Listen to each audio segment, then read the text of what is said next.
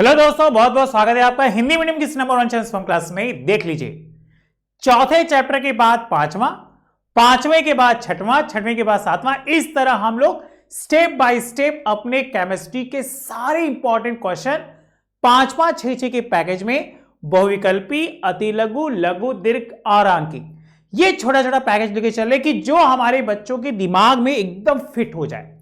क्योंकि अगर आपके दिमाग में फिट हो गया तो आपके बोर्ड एग्जाम में इन क्वेश्चनों से संबंधित आने वाले आंसर आप चुटकी बजाते कर लेंगे।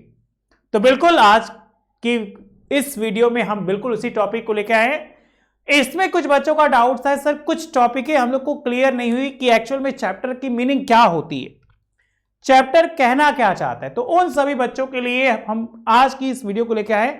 ये स्पेशल उन्हीं बच्चों के लिए है जो इस पांचवें चैप्टर को अभी तक अच्छे से नहीं पढ़े।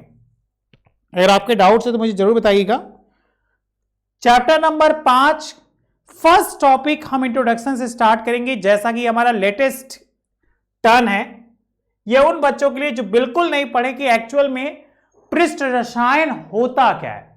तो हम लोग जानेंगे रसायन विज्ञान की वह शाखा जिसके अंतर्गत ठोसों या द्रवों की सतह या अंतरापृष्ठ पर होने वाली परिघटनाओं का अध्ययन करते, उसे ही पृष्ठ रसायन कहते हैं।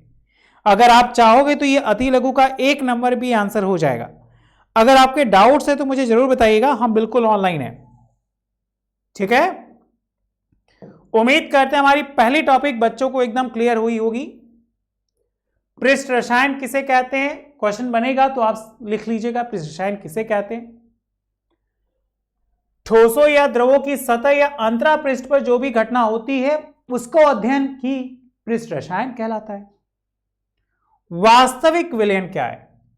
किसी विलयन में यदि विलेय पदार्थ के कणों का व्यास लगभग कितना हो, 10 पे घाते -7 सेंटीमीटर हो, तो उसे ही वास्तविक विलयन कहते हैं। याद करिए, वास्तविक विलयन, कोलाइडी विलयन और निलंबन। तो सबसे ज्यादा पॉपुलर हम लोग की क्लास में पूछा जाता है वास्तविक विलयन। तो क्लियर वास्तविक विलयन। आगे एक और टॉपिक है मिसेल। मिसेल क्या है? तो परिच्छित अवस्था, ऐसी अवस्था जो छिपी होती है, बाहर से दिखाई नहीं देती। तो परिच्छित प्रवस्था के कणों के संगुणन से बने समूह को मिसेल कहते हैं। जैसे अगर याद होगा तो सोडियम पॉमेटेट, सोडियम ओलिएट, सोडियम स्टीरेट, ये सब क्या होते हैं, मिसल में आते हैं, जो बेसिकली सफाई प्रक्रिया में यूज किए जाते हैं। और एक क्वेश्चन पूजा का था संजना तो आजकल क्लास लग रहा है कर ही नहीं रही, आंसर भी नहीं देती, कि sir gold coins, gold number को जरूर बताइएगा। तो बेटा बिल्कुल आपके लिए, किसी रक्षी क्लोराइड की मिलीग्राम में वह मात्रा जो 10% सोडियम क्लोराइड के 1 ml विलयन को 10 मिली स्वर्ण सॉल में मिलाने पर स्कंदन को रोकने में पर्याप्त होती है, उसी को स्वर्ण संख्या कहते हैं। आप चाहे तो स्क्रीनशॉट खींच लीजिए या तो लिख लीजिए, ये वो इंपॉर्टेंट है जो इस चैप्टर से आते हैं। ठीक है,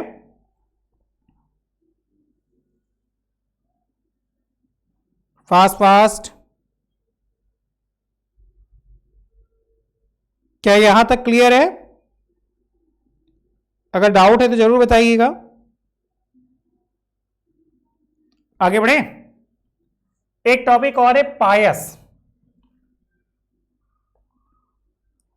वे कोलाइडी विलयन जिनके परिक्षेपण माध्यम तथा परिचित माध्यम दोनों द्रव हो, जैसे दूध।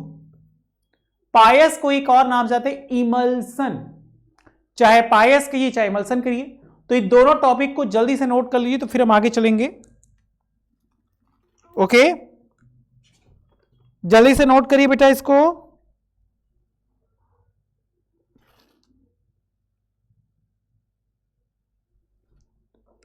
ओके बेटा, चलिए नेक्स्ट, बहुविकल्पी। अब देखिए क्वेश्चन है, सल्फ्यूरिक अम्ल बनाने के लिए एक विधि का प्रयोग करें जिसका नाम है संपर्क विधि। देखिए संपर्क विधि द्वारा H2SO4 के निर्माण में इन चारों में से कौन सा उत्प्रेरक लेते हैं? याद करिए, बहुत पॉपुलर है, जिसको कहते हैं वेनेडियम पेंटाऑक्साइड। याद हो गया कि संपर्क विधि द्वारा H2SO4 के उत्पादन में जो उत्प्रेरक प्रयोग करते हैं उन्हीं को कहते हैं क्या? Vanadium pentoxide, V2O5। नेक्स्ट, झाग या फेन किस प्रकार का कोलाइडी विलयन है? अब एक परिक्षेपण अवस्था होगी, एक परिक्षिप्त अवस्था होगी। हमसे कह रहे झाग जैसे फेन, तो इसमें क्या क्या चीजें मिली होती हैं झाग और फेन में? बताइए, आप बता सकते हैं। झाग कैसा दिखता है? बुलबुला टाइप का। तो क्या दिखता है, द्रव या गैस? मतलब आंसर होगा गैस में द्रव, द्रव में गैस, द्रव में द्रव, या क्या बेटा, गैस में ठोस। तो याद रखिएगा, झाग दिखता कैसे? द्रव, और उसमें छुपा क्या होता है? गैस। तो द्रव में गैस। आइए आगे, क्वेश्चन नंबर 3। इस समय तो चल रहा है ना, कहते हैं ना क्या चल रहा है, तो कहते हैं फॉग चल रहा है। तो यहां पे एक फॉग का कॉन्सेप्ट है, सिर्फ FOG ये, और जो हम लोग टीवी वाला फॉग देखते हैं वो FOGG है। तो यहां भी फॉग मतलब हम जब खोलते हैं तो सबसे पहले हमें दिखाई देता है चारों तरफ क्या? गैस, लेकिन उसमें छुपा होता है क्या? द्रव। तो आंसर क्या होगा? गैस में द्रव परिक्षिप्त। परिक्षिप्त का मतलब जो छुपा हो, परिक्षेपण का मतलब जो हमें दिखाई दे, उसे हम कहेंगे क्या? परिक्षेपण। नेक्स्ट, कोलाइडी कणों का साइज लगभग कितने रेंज का होता है?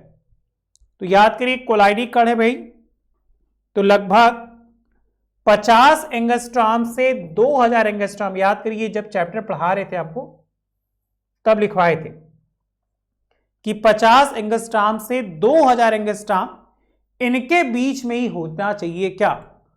कोलाइडी कणों का आकार। ये नीचे वाला दिख रहा है, 5वां, औषधियां किस अवस्था में सर्वाधिक प्रभावी होती हैं? कोलाइडल में, ठोस में, विलयन में, या कोई नहीं? तो औषधि ज्यादातर जो प्रभावी होती है वो याद रखिएगा कोलाइडल विलयन में, क्योंकि हम लोग अक्सर देखते हैं कैप्सूल खाते हैं, कैप्सूल बाहर से होता है ठोस, लेकिन अंदर जाने के बाद वो घुल जाता है क्योंकि उसमें कुछ छोटे छोटे लिक्विड पार्ट होते हैं। तो ऐसी अवस्थाएं को ही कहते हैं क्या? कोलाइडल। तो उम्मीद करते हैं हमारे पांचों क्वेश्चन हमारे बच्चों को एकदम क्लियर हुआ होगा। Next topic, अतिलघु। 5 अधिलघु है हमारे पास।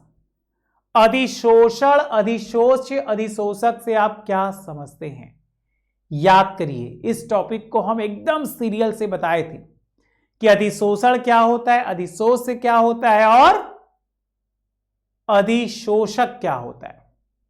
दूसरा है, सूक्ष्म विभाजित अवस्था में उत्प्रेरक ठोस अवस्था से अधिक क्रियाशील क्यों होते हैं। तीसरा, द्रव स्नेही तथा द्रव विरोधी कोलाइडों में सबसे ज्यादा अधिक स्थायी कौन होता है? उसको उदाहरण देकर समझाइए। लास्ट, ठोस एरोसॉल क्या है, एक उदाहरण द्वारा दीजिए। और कोलाइडी अवस्था में औषधियां किस प्रकार प्रभावी होती हैं? अभी बताया ना कि सबसे ज्यादा जो प्रभावी होंगी वो किस अवस्था में होंगी? तो कोलाइडी अवस्था में। तो किस प्रकार प्रभावी होती हैं? तो जल्दी से इसको कॉपी करिए, एकदम फास्ट फास्ट। हम सबसे पहले बात करेंगे सबसे फर्स्ट टॉपिक की।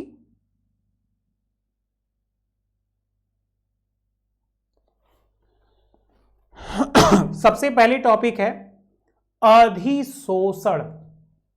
तो चलिए बेटा कॉपी निकाल लीजिए। हम कहीं नहीं जाते, यहीं लिख देते हैं। आप एकदम सीरियल बाय लिख लीजिए। अधिशोषण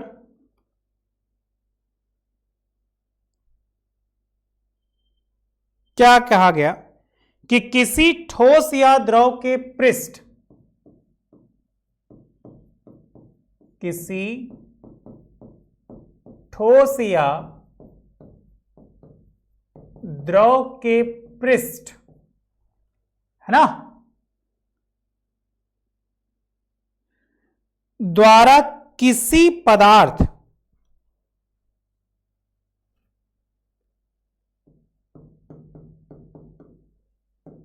किसी पदार्थ के अणुओं को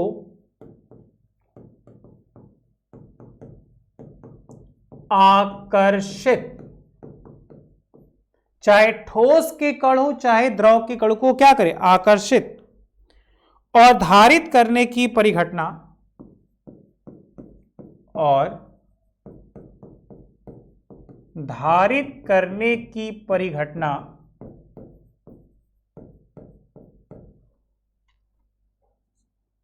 जिसके कारण अणुओं की पृष्ठ पर सांद्रता में वृद्धि हो जाती है, जिसके कारण अणुओं की पृष्ठ पर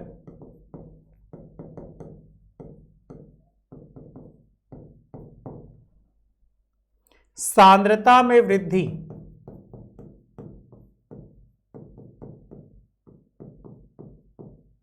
क्या हो गया, सांद्रता में वृद्धि हो जाती है,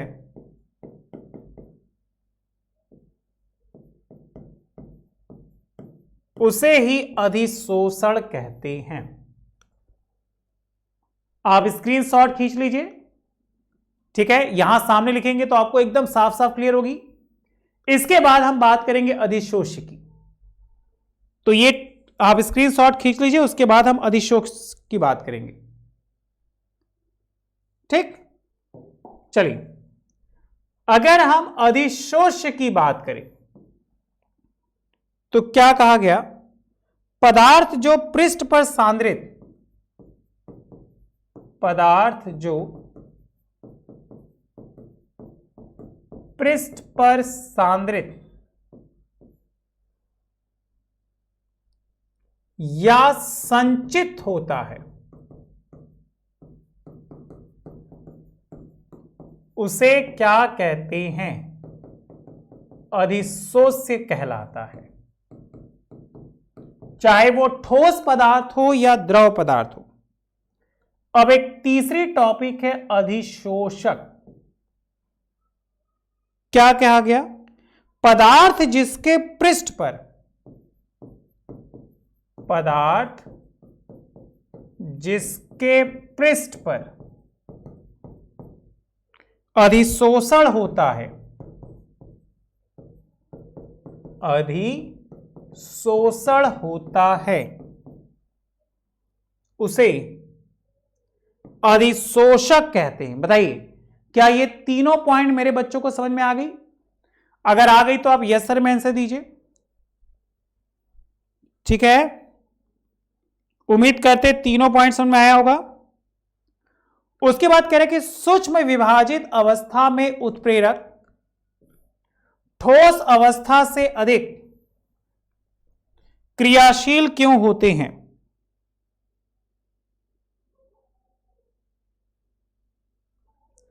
अब देखो, कह रहे कि सूक्ष्म विभाजित अवस्था में उत्प्रेरक, सूक्ष्म का मतलब एक बड़ी मात्रा से टूटकर दो या दो से ज्यादा छोटी मात्रा में आ जाना।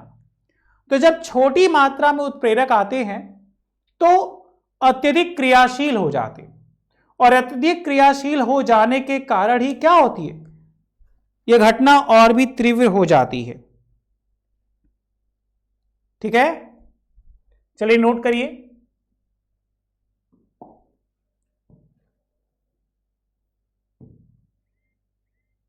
क्वेश्चन नंबर 2,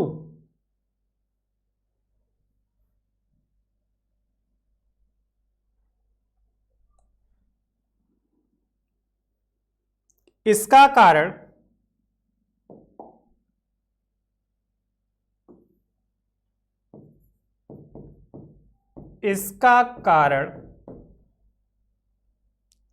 है कि उत्प्रेरक के जितने टुकड़े होंगे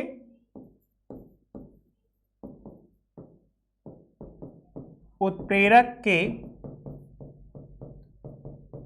जितने टुकड़े होंगे वह उतना ही क्रियाशील होगा। इसीलिए ठोस अवस्था से द्रव अवस्था में ज्यादा क्या होते, क्रियाशीलता दिखाते हैं। नेक्स्ट हेडिंग, द्रव स्नेही तथा द्रव विरोधी क्लोराइड। अब याद करिए, आपको एक हेडिंग बनाए थे, द्रव स्नेही और द्रव विरोधी क्लोराइड में अंतर, है ना। तो याद रखिएगा, द्रव स्नेही क्लोराइड अधिक स्थायी होते। क्वेश्चन पूछा है द्रव स्नेही और द्रव विरोधी क्लोराइड में कौन अधिक है, तो द्रव स्नेही ज्यादा स्थायी होता है। उदाहरण की बात करें तो एक छोटा सा उदाहरण हम आपको दे रहे हैं, आप नोट कर लीजिए। जैसे याद करिए, फेरिक ट्राईहाइड्रोक्साइड,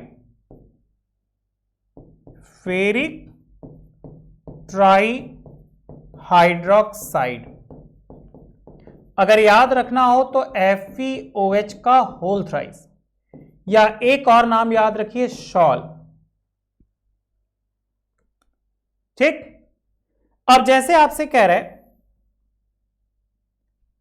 इसको ऊपर ले लेते हैं, ठोस एरोसॉल क्या है, तो कोलाइडी विलेन का दूसरा प्रकार ठोस एरोसॉल। उस ठोस एरोसॉल में गैस में ठोस परिक्षिप्त होता है। क्या भाई,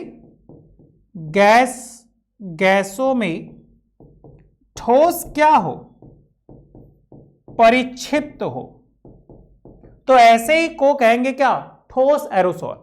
एग्जाम्पल के लिए याद रखिएगा, धुआं। अब ऊपर हमने कहते हैं क्या चल रहा है, तो फॉग चल रहा है, तो यहां फॉग नहीं, स्मॉग, जैसे प्रदूषण। तो ये एक प्रकार का क्या होता है, ठोस एरोसॉल का उदाहरण है। बताइए बेटा, इस लाइन में कोई दिक्कत है, आगे बढ़ा जाए। कह रहा है कि कोलाइडी अवस्था में औषधियां अधिक प्रभावी क्यों होती है, तो याद रखिएगा, कोलाइडी अवस्था में औषधियां अधिक प्रभावी इसलिए होती हैं क्योंकि इस अवस्था में औषधियों का अवशोषण अधिक सुगमता से होता है। क्वेश्चन पूछा है क्यों, क्योंकि इस अवस्था में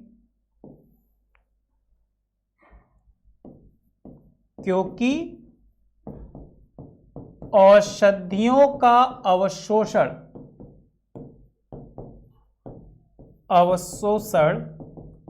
सुगमता से होता है, इसीलिए ये क्या होती है, अधिक प्रभावी होती है। नेक्स्ट और वेरी मोस्ट इंपॉर्टेंट हेडिंग आ रही है, पेप्टीकरण। याद करिए, बहुत कॉमन हेडिंग है, ये बेसिकली हर एग्जाम में पूछ ली जाती है कि पेप्टीकरण क्या है, स्वर्ण संख्या क्या है, अपोहन क्या है। तो उन सभी को ध्यान में रख के इसको बनाया गया है पेप्टीकरण। ठीक है, और पेप्टीकरण को उदाहरण के द्वारा समझाना भी है। तो याद करिए, पेप्टीकरण का एक छोटा सा पार्ट आपको बताए थे कि जो पेप्टीकरण है बेटा, वो स्कंदन के विपरीत है। ये स्कंदन, जिसको इंग्लिश में डायलिसिस कहते हैं, के विपरीत है। ठीक है, इसमें ताजे बने हुए अवक्षेप, बोलो तो एक फ्रेश पेज पे आपको बताते हैं।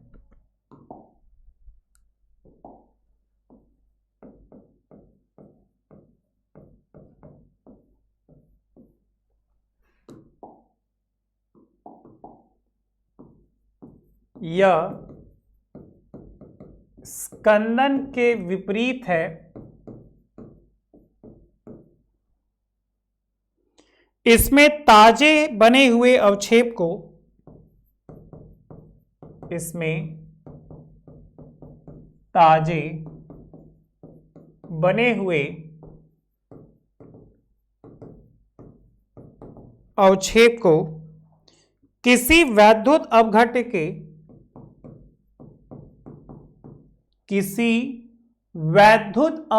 के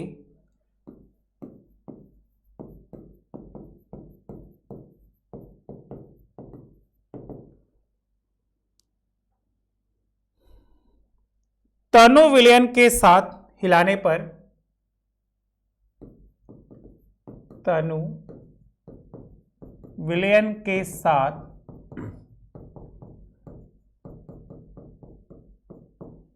पर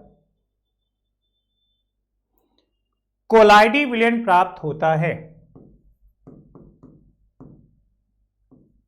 कोलाइडी विलयन प्राप्त होता है।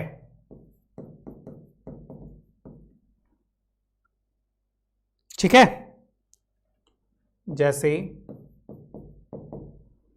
फेरिक हाइड्रोक्साइड के ताजे अवक्षेप में फेरिक हाइड्रोक्साइड के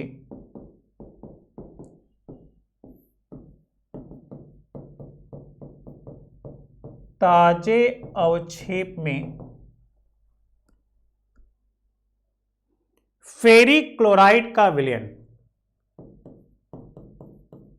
फेरिक क्लोराइड का विलयन, बात समझ आई? मिलाने पर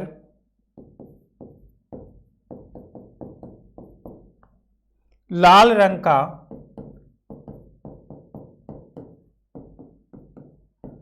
फेरिक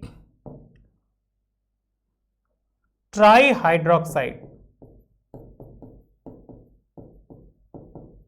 जिसका फॉर्मूला होता है FeOH का होल थ्राइस का कोलाइडी विलयन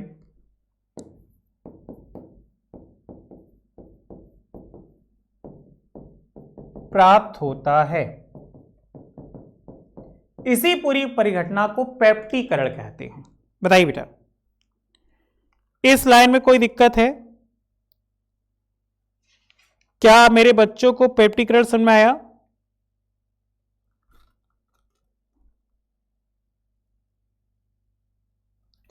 एक टॉपिक है जो बार बार आ रही है, द्रव स्नेही और द्रव विरोधी। याद करिए, तो आपको बोला गया कि द्रव स्नेही ज्यादा स्थायी है द्रव विरोधी के। तो पहले आप देख लो द्रव स्नेही द्रव विरोधी है क्या। तो हम एक क्या करें, एक अंतर बता दे रहे हैं, इससे एकदम अच्छे से क्लियर हो जाएगा। ये लघु नंबर 2 था, द्रव स्नेही और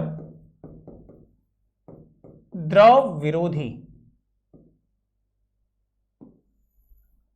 बताइए बेटा, द्रव स्नेही और द्रव विरोधी।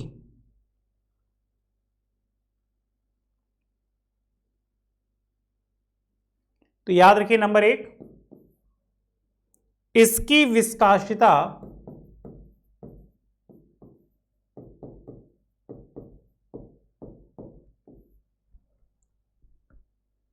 परिक्षेपण माध्यम की विस्कासिता से अधिक होती है।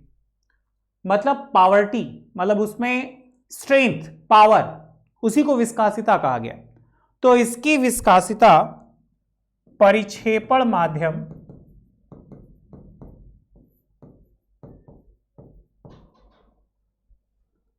की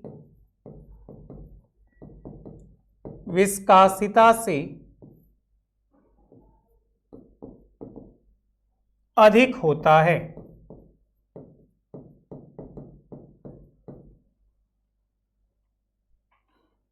और यहां याद रखिएगा, इनमें लगभग बराबर होता है। यही थोड़ा सा अंतर है कि उसमें विस्कासिता ज्यादा होती है और यहां पे लगभग क्या होती है, बराबर होती है। यहां याद रखिएगा कि विद्युत क्षेत्र में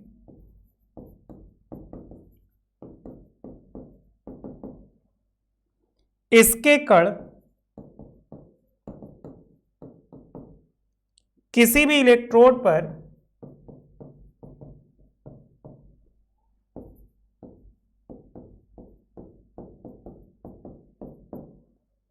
नहीं जाते। ठीक है, और इधर याद रखिएगा ये कैथोड या एनोड पर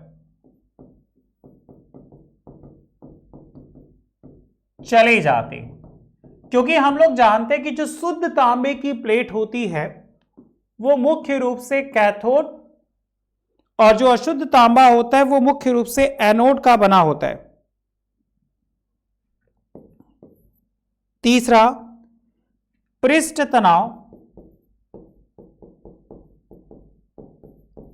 परिक्षेपण, जो माध्यम हमें दिखता है, परिक्षेपण माध्यम के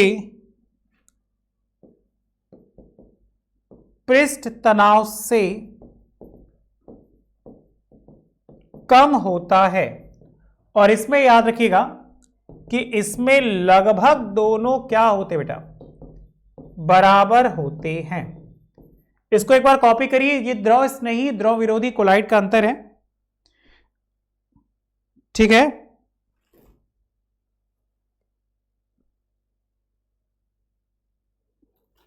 इस लाइन में कोई दिक्कत है? इसको कॉपी कर लीजिए।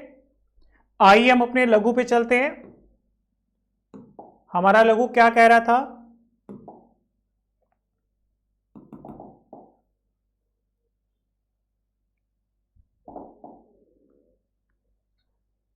अगर हम बात करें अपने लघु 3 प्रश्न की,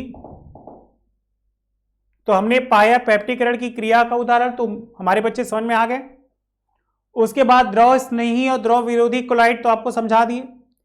अब ये 2 क्वेश्चन हम आपको दे रहे हैं जो आप आसानी से कर लीजिएगा। याद करिए हार्डी सुलजे का नियम, ये हम आपको लास्ट टॉपिक जो अति लघु था वहां पे समझा रहे थे कि हार्डी सुलजे ने कितने नियम दिए। तो आपको याद होगा कि हार्डी सुलजे ने 2 नियम बनाए थे।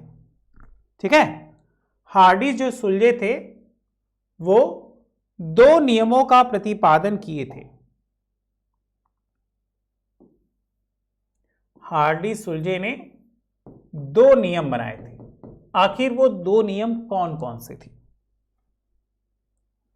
अगर आपको याद होगा तो हम बोल रहे हैं, आप लिख लीजिए कि कोलाइडी विलयन के स्कंदन के लिए मिलाए गए वैद्युत अपघट्ट के वे आयन जो सक्रिय होते हैं, जिनका आवेश कोलाइडी कणों के आवेश के क्या होते हैं, विपरीत होता है। यह था इनका पहला नियम। और दूसरा था शॉल को स्कंदित करने वाले आयन की शक्ति आयन की संयोजकता पर निर्भर करती है। इन दोनों बात को बताने वाले थे कौन? हार्डी सुलजे के नियम के द्वारा। अब उसके बाद एक छोटे छोटे टॉपिक जो हम लोग के बोर्ड एग्जाम में आते हैं, जैसे हमने पढ़ा है ना कि द्रव स्नेही और द्रव विरोधी, जैसे अभी अंतर दिखाया विस्कासिता, तो हमने पाया कि द्रव स्नेही में परिक्षेपण में अधिक था, परिक्षित में कम था। द्रव विरोधी में लगभग बराबर थे। विद्युत अपघट्ट का प्रभाव द्रव स्नेही में यह किसी भी इलेक्ट्रोड पर नहीं जाते थे, लेकिन विरोधी में या तो कैथोड पे या तो एनोड पे जाते थे। पृष्ठ तनाव परिक्षेपण में अधिक होता था, परिक्षित में क्या होता था, कम पाया जाता था। और विद्युत आवेश का मतलब होता है पीएच, तो हमने याद रखा था बेसिकली पीएच। तो द्रव स्नेही ये निर्भर नहीं करते, लेकिन अगर हम बात करेंगे विरोधी में तो ये निर्भर करते हैं। बताइए भाई, इस लाइन में कोई दिक्कत? तो कोशिश करिए, दोनों क्वेश्चन को आप देख सकते हैं, ये दोनों क्वेश्चन आप कर लेंगे हमारे पीछे बताए हुए आंसर के द्वारा। आइए हम इसके लास्ट टॉपिक पे चले, दीर्घ उत्तरी क्वेश्चन। ये वो छोटे छोटे टॉपिक है जो हर बार एग्जाम में पूछे जाते हैं। निम्नलिखित पदों को समझाइए। अब देखिए, कुछ समझाने की बात कही गई, जिसमें कुछ छोटे छोटे नाम आपको दिए गए, बोर्ड पे आप देख लीजिए। सबसे पहला विद्युत कण, जिसको कहते संचलन। तो पाया कि कोलाइडी कणों पर धनात्मक या ऋणात्मक विद्युत आवेश होता है, जिससे ये कण विद्युत क्षेत्र में कोलाइडी कणों के विपरीत आवेशित इलेक्ट्रोड की ओर क्या करते हैं? संचलन, मतलब कैथोड से किधर की ओर जाते। संचलन का मतलब जाना, कहां से बेटा? कैथोड की प्लेट से एनोड की ओर। अपोहन याद करिए, डायलिसिस।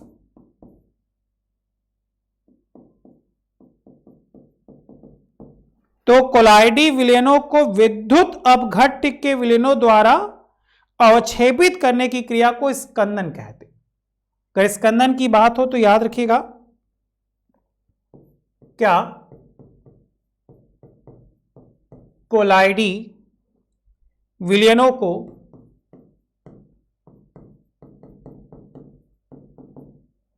विद्युत अपघट्य के विलयनों द्वारा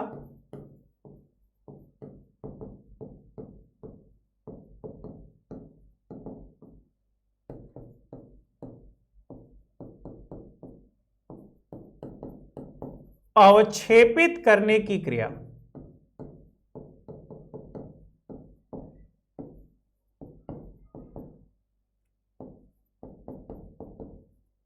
स्कंदन कहते हैं। अब याद करिए टिंडल प्रभाव। जो टिंडल प्रभाव है वो मुख्यतः रूप से कोलाइडी एवं निलंबन विलयनों पर ही प्रदर्शित होता है ना। वैद्युत अपोहन जैसे याद है, किसी की किडनी फेल हो जाती है तो बेसिकली उनमें डायलिसिस का प्रोसेस कराते, जिसमें विभिन्न प्रकार के क्या होते हैं? चैम्बर होते हैं। तो यहां तक कोई डाउट है तो मुझे बताइए, वरना अब तक तो क्लियर ही है। अगर कोई डाउट है तो मुझे जरूर मैसेज कीजिए, या तो कमेंट बॉक्स में या तो टेलीग्राम पे। तो चलो आज के लिए इतना ही। Thank you so much, bye bye. घर पर रहिए, स्वस्थ रहिए, मस्त रहिए।